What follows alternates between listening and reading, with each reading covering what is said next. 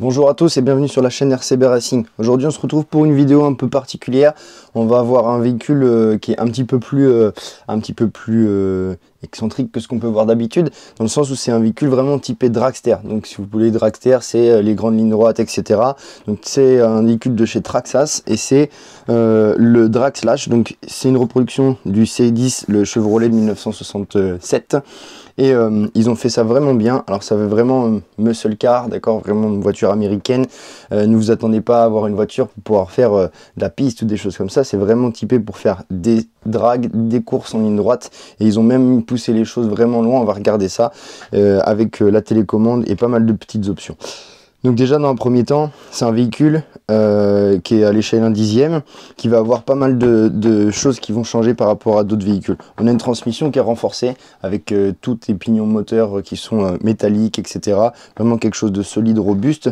En termes de motorisation, on a un brushless de 3500 kV je crois, avec un variateur VXL 3S, donc un véhicule qui fonctionne en 3S, annoncé, attention, à 95 km/h. Ça reste les données qui sont sur les notices fabricants, etc. Mais voilà, on peut être certainement aux alentours de ça, sous réserve qu'on ait la bonne piste, la bonne adhérence, etc. Sur les choses qu'ils ont mis avec ce véhicule, on va retrouver des suspensions hydrauliques, on va retrouver une direction un peu particulière avec un cerveau posé vraiment sur le côté, enfin un peu particulier en termes de mécanique. On va avoir toujours cette possibilité d'ajouter plein d'options sur la radio, etc. On a une barre anti-wheeling avec deux possibilités au niveau des roues, 26 ou du 18 mm. Ça peut changer un petit peu pour éviter vraiment cette position de wheeling. Des roulements, tout est sur roulement, etc. Donc on va regarder ça, on va l'ouvrir, d'accord? On va regarder un peu ensemble. Je vous retrouve dès que j'ai ouvert un peu l'emballage, que tout est neuf et j'ai pas encore ouvert le véhicule. Ok, donc j'ai déballé le véhicule, nous voilà avec notre petit Traxxas. Donc il existe en plusieurs coloris, il y a le rouge, il y a le bleu, il y a le vert je crois, il y a un violet aussi, donc des couleurs assez flashy, un peu en mode US, etc.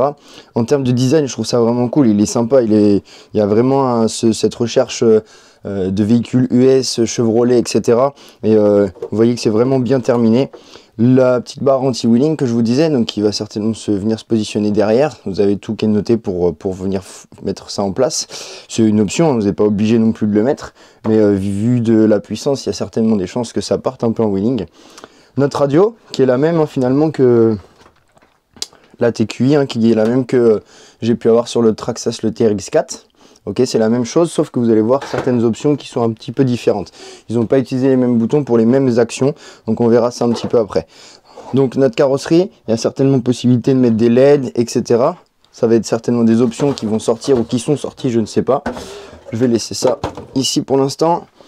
Et au terme de véhicule, notre véhicule, voilà. Donc c'est assez minimaliste, simple, etc. Le véhicule est assez lourd, surtout sur l'arrière. C'est un 2 roues motrices, ok. Les 2 roues arrière qui vont venir tracter. Ici, on a vraiment nos roues qui sont sur des roulements. Et même ne serait-ce que la qualité des pneus avant, vous n'allez pas pouvoir forcément super bien voir, mais ça fait vraiment une bonne qualité de véhicule. Des bonnes suspensions hydrauliques quand même, sur l'avant et l'arrière. Notre variateur VXL 3S. Et avec du coup notre placement de batterie qui est bien centré pour vraiment avoir le plus possible de notre poids réparti sur le véhicule. Derrière on a toute notre transmission avec notre moteur brushless 3500 kV. Je pense que ça doit être quand même un truc assez sympa à tester. Le cerveau qui est juste ici, cerveau de direction, donc que je vous disais, qui est vraiment positionné un peu particulièrement par rapport à ce qu'on peut avoir l'habitude de voir et qui nous permet d'avoir un grand angle, un petit angle pardon, de braquage pour limiter justement le fait de partir un peu à droite à gauche.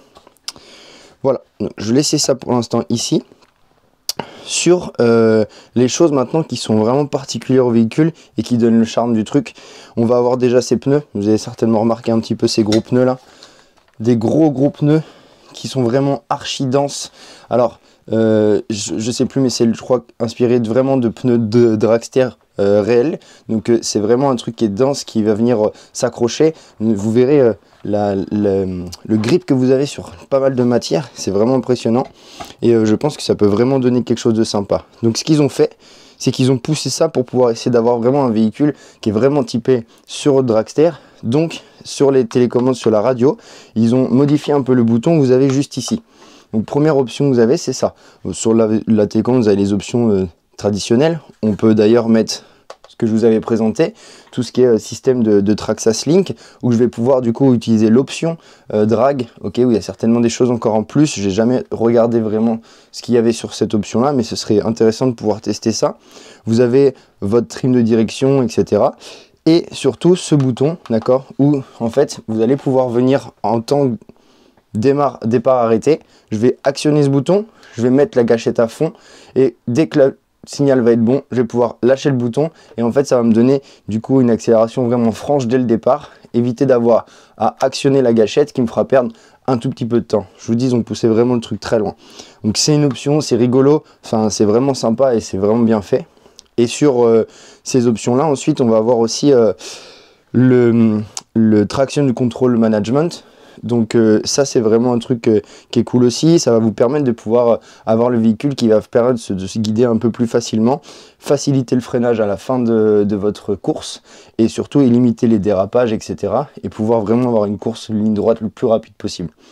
Donc si vous avez ça, certes c'est un petit budget, surtout sur un véhicule assez atypique comme ça, mais ça me paraît vraiment super sympa, super rigolo.